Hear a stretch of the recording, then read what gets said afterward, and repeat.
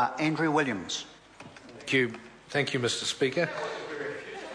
I'll take a third call on behalf of New Zealand First for the Hutt City Council graffiti removal bill.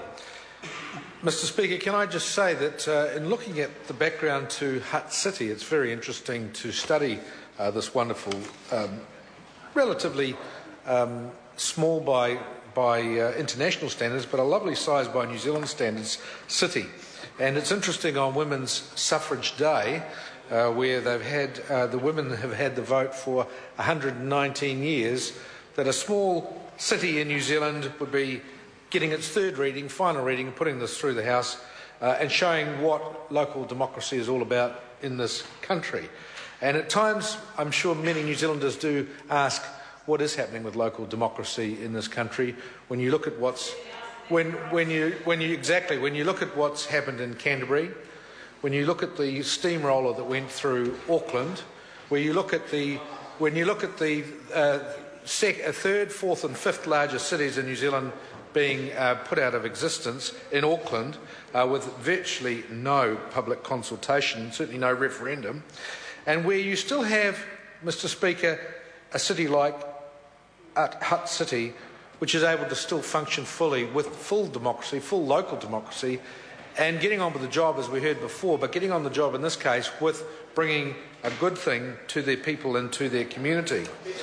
And when I look at Hutt City and I see that they pride themselves for the fact that they have something like 25 parks, they have 50 playgrounds, they have 6 swimming pools, they have 8 public libraries, 2 museums, and they pride themselves as having the best beaches in the Wellington region, then obviously it is great to see that they are bringing forward a bill to reduce graffiti where they have so many public places and they have so many areas where they don't want to have recreation, and from public places be seeing what is basically very antisocial graffiti on the walls of private properties adjoining public spaces.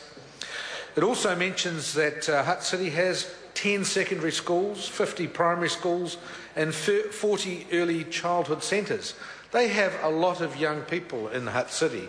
They have a lot of young people who are very greatly influenced by their surroundings and their urban environment. If they grow up in an urban environment which is cluttered with graffiti and nasty antisocial scrawlings on many of the faces around and walls and buildings around Hutt City, what sort of environment is that for them to grow up in? So it's a great thing that this Hutt City Council, and with the Honourable Trevor Mallard championing it, that they have brought this to this chamber and to this House to have it put through. A proud city that evolved from the Hutt County Council from 1877, and in 1941 became Hutt City Council. 1941, that's quite a long time ago, and now has something like 102,000 residents and is in the top 10 largest cities of this country. So it's very good, and I was certainly on the committee and very supportive of this initiative that they had to try and remove unwanted graffiti from private properties where they could not have that done, where perhaps landlords were absentee landlords overseas, or uncaring landlords, or people that simply took no interest in maintaining their properties, and where we went through stringent requirements with the Select Committee to ensure that they would still be given adequate notice, several weeks adequate notice, to remove the graffiti and go through all the usual legalities of serving correct notice on the property owners. But where at the end of the day, if the council wants to step in and remove some of that nasty graffiti from some of the structures around their city that they have great pride in, they could do so. So also I'd like to recognise Mayor Ray Wallace and his city councillors and the executive and staff of Hutt City Council who have worked this through, and I'm sure there will be many other city councils and other local authorities in New Zealand that will wish to do the same. And indeed I can see that Wellington City Council itself would like to do the same. Hutt City is the second largest city in the Wellington region, and I have no doubt that others like Wellington City, Pororoo and others will want to follow suit in due course, particularly when they see the significant differences this can make in the region. I've mentioned in the House before that when I was Mayor of North Shore, we had a problem for many years and we got on top of it. It was costing us in the order of $600,000 a year for graffiti and vandalism, but we put in place a team to get on top of the problem. Former policemen, incidentally, who came to work for the council, retired policemen, who started to profile the taggers, started to work out who they were, started to keep a very comprehensive database of the regular taggers. And when they were apprehended by the Waitemata District Police, and we could put two and two together and identify who were the culprits in each instance, it had significant effects on having them desist and cease their activities, but also to get some restitution from those offenders. And where restitution was not possible, they certainly were put through the mill and had to undertake community work. And in many cases, the community work included removing many, not only their own tags, but other people's tags to give them a good lesson in having some respect for other people's property. In respect of this, however, Mr. Speaker, we are somewhat concerned, New Zealand First, that perhaps this is, in a sense, the ambulance at the bottom of the cliff, in that this is fixing the graffiti at the end of the day once it's there, rather than perhaps preventing it before it even gets there.